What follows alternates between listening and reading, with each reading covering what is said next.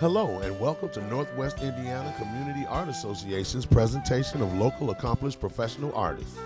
Today's presentation features the work of artist Judi Boehner. We hope you enjoy the wonderful and in-depth stylings of artistry from the imagination of this artist.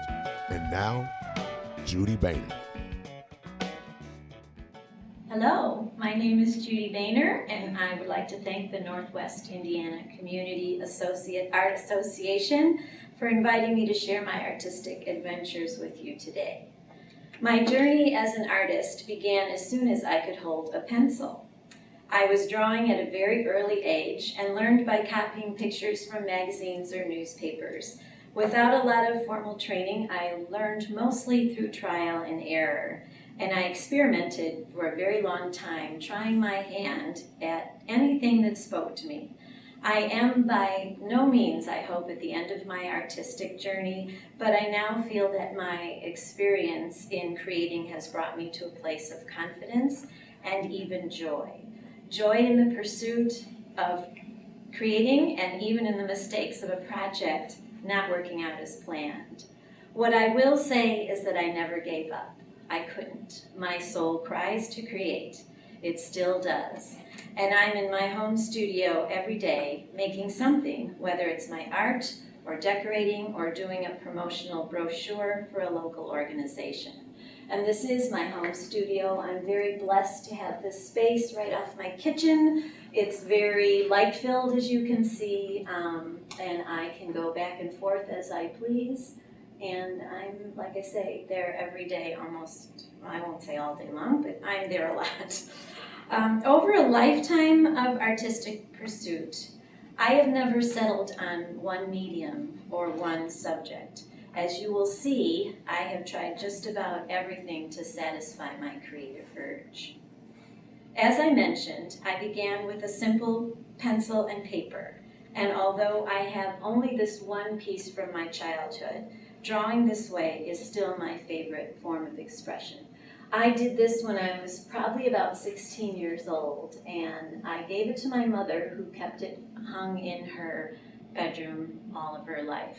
And when she passed, I took it back, and I love looking back on it to see how desperately hard I tried and how far I've come since that time. I'm fascinated by faces, both human and animal, and I have spent a lot of time studying how it all works together to form the whole. I sometimes tell people, please forgive me if you find I'm staring at you. I don't mean to be rude, but I'm just studying your face and looking at how all the parts and pieces fit together. Sometimes I get lost in a face and I really have to remind myself to look away. These are studies I've done over many, many years, human, animal, and botanical. And these two, of course, are my favorite subjects. They're my granddaughters, who are now much, much older than this. But when you first see those lovely little faces, I just, I had to give this a stab. And I'm very happy with these, even though they're old. And this was portraits I did for the Tallgrass Art Association. Had a show called Black and White, and they wanted opposites, of course. And when I heard that title, I thought of these two men, not only because of their physical characteristics, but their ideologies as well. And that one I still have at home. This one is one of my favorites. That is a portrait of my father. My father was a carpenter, and this is the quintessential picture of him on his knees working.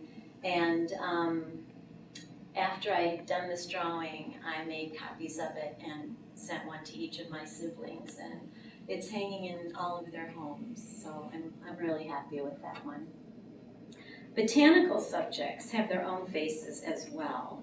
These are much more forgiving than the human face, so there's a much greater margin for error and a much greater payback for your efforts. This tree was my daughter's tree in her home, where she lived for about 15 years, and every occasion a photo was taken under this tree. So when she moved, she asked me if I'd do a portrait of her tree, and so I did, and this too is hanging in her home, and this tree meant so much to them, so I think I captured that pretty well for her too. I'm also drawn to nests, and this was a nest I found outside, and I just did a quick sketch of it. There were no eggs in it, obviously, I put those in there, but I've used this nest on a lot of my business cards and promotional materials. Another quick sketch of an iris that was just in my yard one day, and it was so beautiful. I just picked it and put it on my desk and did a sketch of that as well. So those are the things I just do kind of to keep me in the game, and I just really love my pencil and paper. It's one of my favorite forms of expression. For a while I commissioned animal portraits too.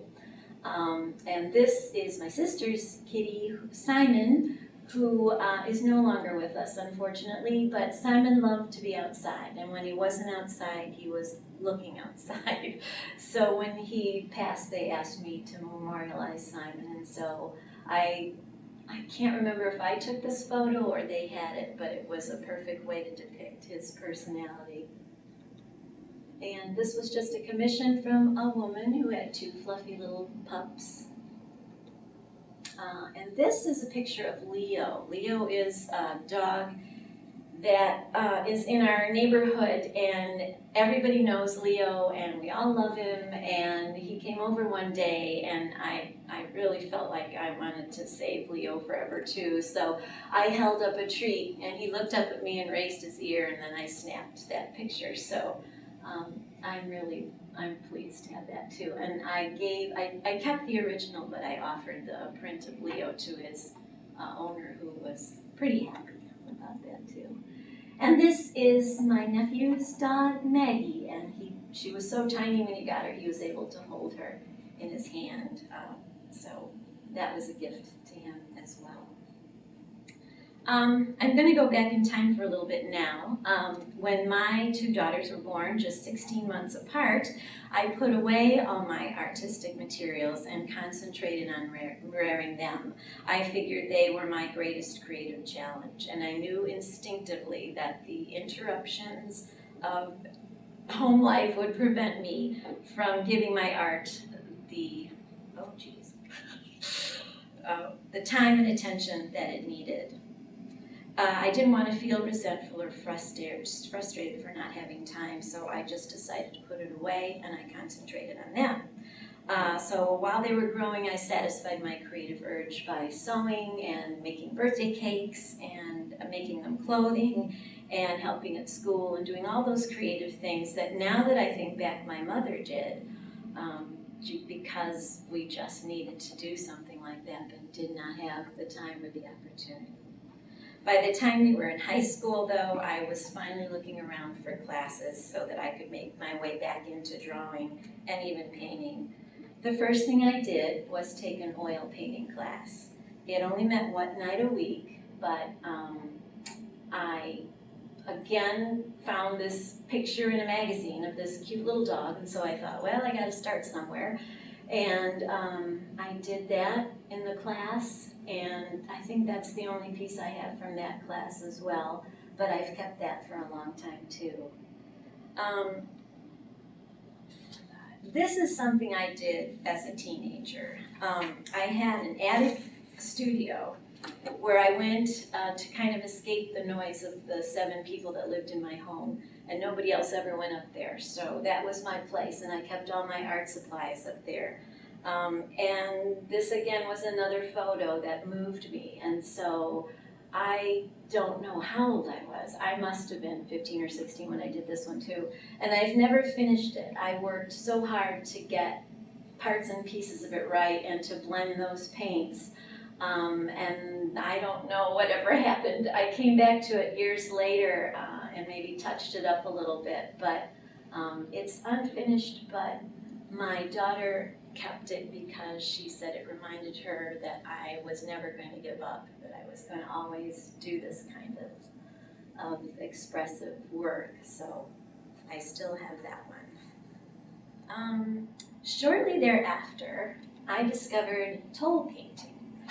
Now, you may not think this is serious art, but this form of painting was relaxing and great fun, and I actually learned quite a bit about color mixing, brush strokes, and composition. These were mostly done on wood, but you could do it on anything you felt like painting on.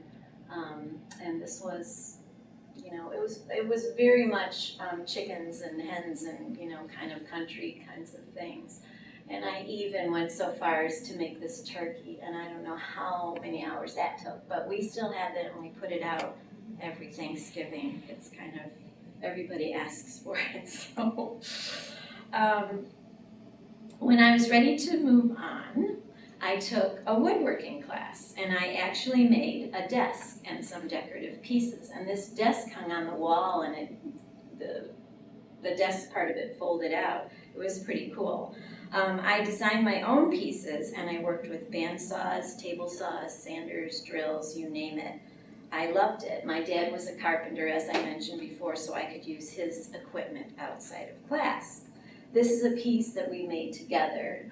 Because it had a drawer in it, I really needed his help to get that to fit in right. And then this was just a little thing that I designed and cut out and put together.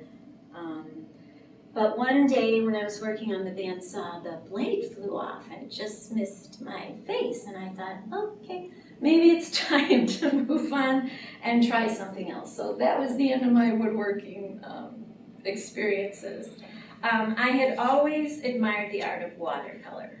So I found a wonderful teacher in Claire Wiest, who was very well known in Crete and had amazing classes. I stayed in her class for many years, and it was like a family. I found watercolor to be frustrating and nerve-wracking, but I stuck with it, and I am happy to have some pieces still in my private collection.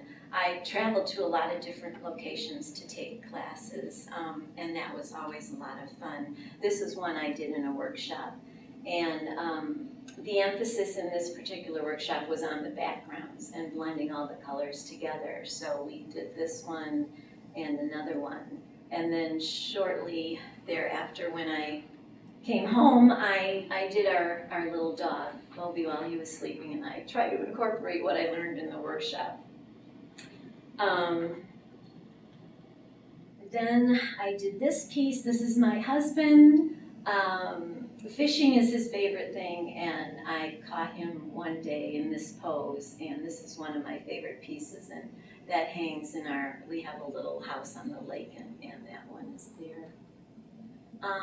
This was a dog that was with a group of people when we were in Key West, Florida, I think, and they were all sitting around talking, and the dog was just kind of ignoring everybody, but they had put sunglasses on him, and I just thought it was adorable. So I entered this piece in a show, and it was sold, so I had to part with that one. But it's very difficult sometimes to let go of your art.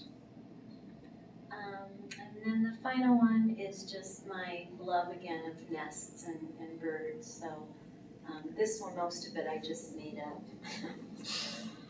During this time too, I rented a studio at Union Street Gallery in Chicago Heights. It was lovely to have a private place to go to work. We had open galleries so people could come in and watch us working. And I was finally beginning to feel like a real artist and hope that watercolor was going to be my medium. But it only lasted for about 3 or 4 years, and then I was, growing a little tired of it and ready to take a new challenge. So my next artistic phase happened by accident. I had started collecting Santa figures. They were big back in the day. And after collecting so many, they all started to look alike to me, so I decided to try my hand at that. So these I made basically out of cardboard or wood or whatever I had around, and I used a paper mache-like substance to just put all over the cardboard, and then it dried and you painted it, and you added all the little embellishments that you wanted to.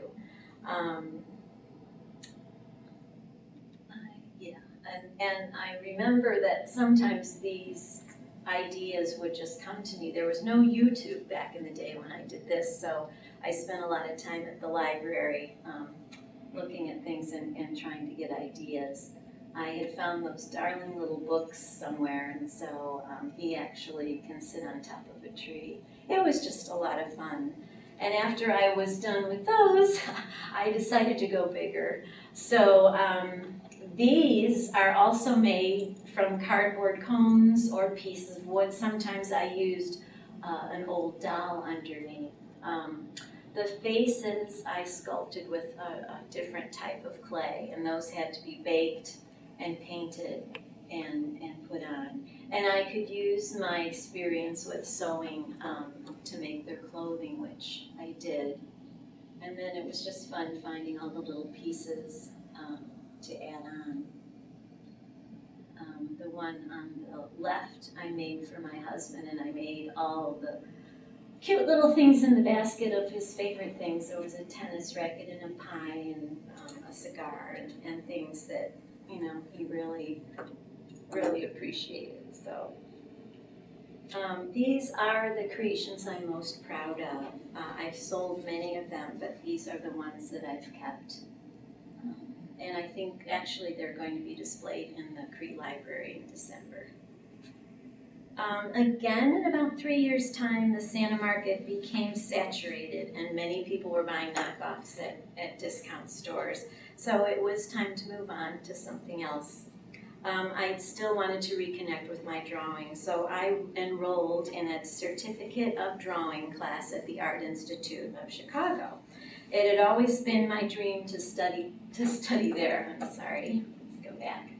But I couldn't make that happen when I was young. So this was a night class, and something that I was able to do, and we did live drawing and figure drawing, and we were really challenged to think outside the box. I needed this discipline and insight to help me grow as an artist. I, of course, was the oldest person in the class, but that didn't bother me. In the summer of that same year, I enrolled at the Oxbow Institute in Michigan, where once again I was the oldest person, but I quickly made friends with the younger artists and spent a week painting, laughing, comparing ideas, and learning. I didn't even mind sleeping with a spider in my room. And this is a picture of my room. It was quite Spartan, and that was about all that was in there. But I always wanted to remember the time that I left home for a week and just got to play and be an artist. The little bird, of course, wasn't there, but I threw it in because it just seemed like a good place for a bird to be. So, after that experience, I vowed to never let go or be intimidated by my artistic pursuits. I would remember that one is never too old to learn something new, to grow, to change one's perspective, to accept what might not work out and keep trying, always.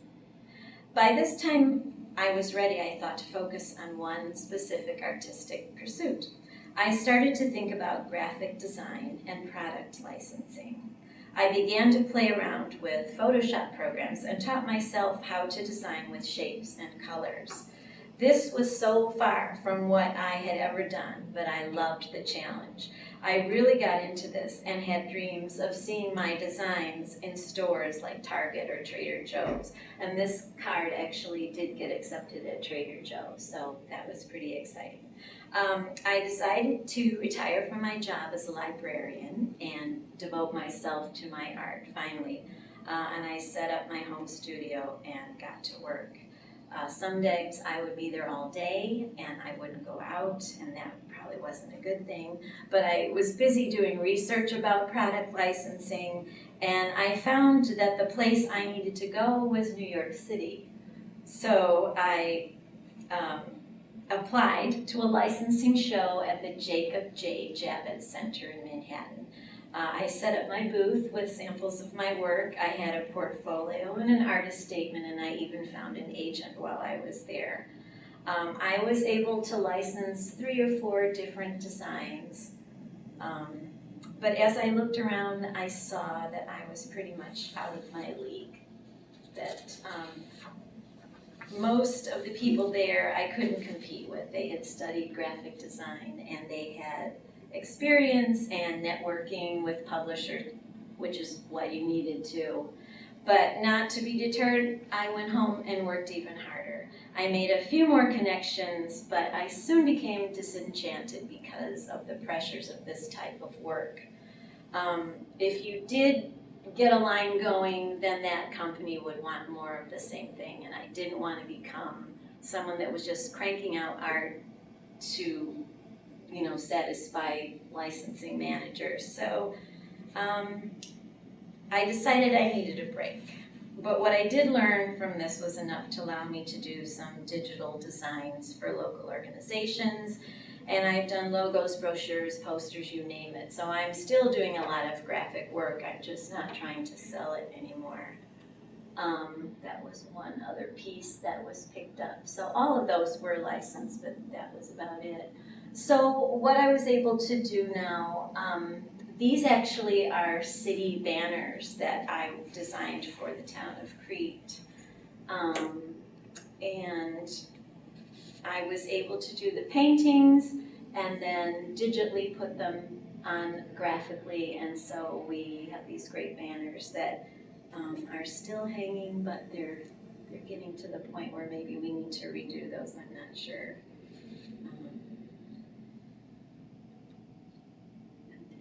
That was the day that they actually put it up. I also used my graphic knowledge to create home and baby decor. I designed throw pillows, baby onesies, and I sold them at arts and crafts fairs. They were quite popular, and I enjoyed making them for about 3 years again. This is my beautiful little granddaughter who agreed to be our model. That was one of the little t-shirts that I made. That's me in my home studio working on a heat press, so I actually made the design and printed it and then had to put it on the fabric as well. So I set up a whole thing there.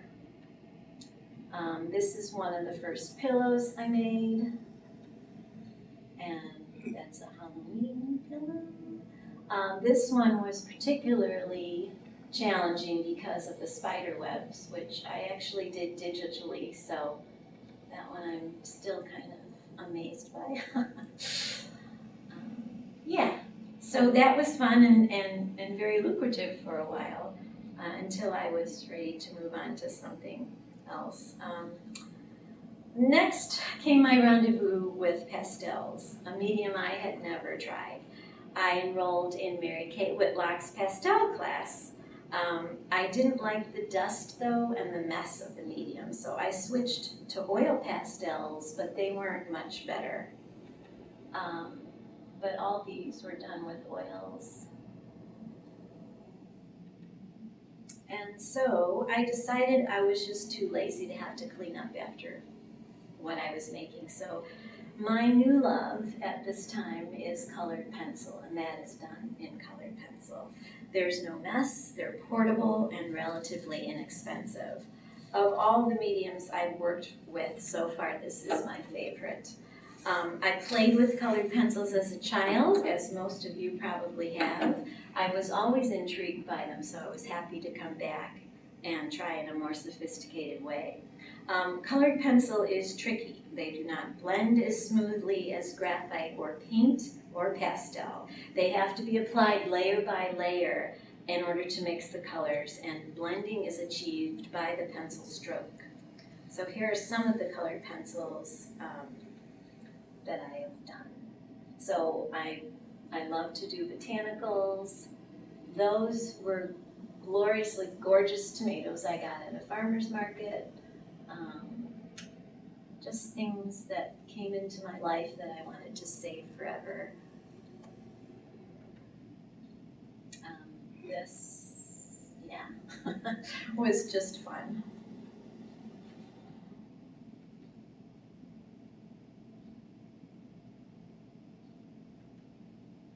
This is one of my favorites. This was done on graphite film, not on a paper. Graphite film is transparent, but the colored pencil loves it. Again, blending on film is not easy, but scratching away and erasing is really easy. But this was one of the ones I think came out the best. And I love to do animals, so I have quite a collection. Although many of these I have found other homes.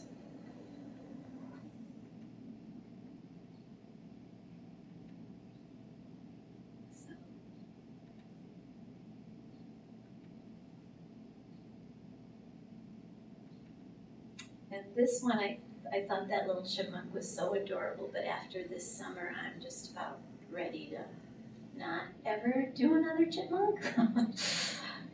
They can be very destructive. So lastly, if drawing animals wasn't enough, I became aware of another way of depicting them. This is my foray into needle felting. Needle felting is a very old art form used for sculpture, and it's done with sheep's wool. I discovered this accidentally while I was searching for Easter bunnies online one day. I became fascinated with how this is done. Now, at this time in my life, I had discovered YouTube, so I spent many hours watching videos on how to needle felt. I have learned a lot about it, and I'm still learning. And talk about personalities, I insist that each face has something to say. So many times I have to start over and redo them until I feel a connection with my little creature. This has served well because most of them have found loving homes. Unfortunately, some of them have come to violent ends in the jaws of pets, and people will bring them back to me and ask me to put them back together. But most of them, I think, are pretty happy. So you begin with just a hank of wool, and there's different types of needles you can use, and a wire armature sometimes I don't, and you just keep poking away until you get a little person, or a little animal. Yeah, and so I'm still doing these, and they're quite fun. And this one I did, and my husband kind of stole it from me because, again, fishing is his thing. So I made the little hat, I think. And then this one I made the little basket and the fish. And this is the most enthusiastic one I've tried, the horse, but it came out pretty well too. I call this Fox and Friends. And this one is called Photo Bombing Bunny. And this idea just came to me, heaven knows from where. But the fox is holding a selfie stick. And I even went so far to print the reflection of what it would look like on their end for them. So sometimes I wonder about myself, but I just had to do that. So, and then this little scooter I put together, and yeah. And then of course I wanted to try felting Santas as well. I found the little lantern in a resale shop, and it was a perfect place for that to be. This was my white rabbit. I made the umbrella and the watch and put it all together, and I also devised the stand for a lot of my pieces just by wrapping wire. And then finally, my warrior bear.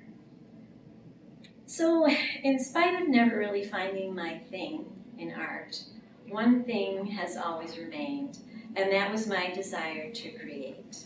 I know we all feel this, and I urge you to answer its call. There is nothing to fear. We are all unique and all have something to say. How we say it is up to us. There is no right or wrong. There is just you. I hope my own rather disjointed artistic journey will inspire you to follow your creative urge wherever it takes you. And remember to never give up trying new things, allowing yourself to fail, and exploring all the ways you can express your own creativity. Thank you.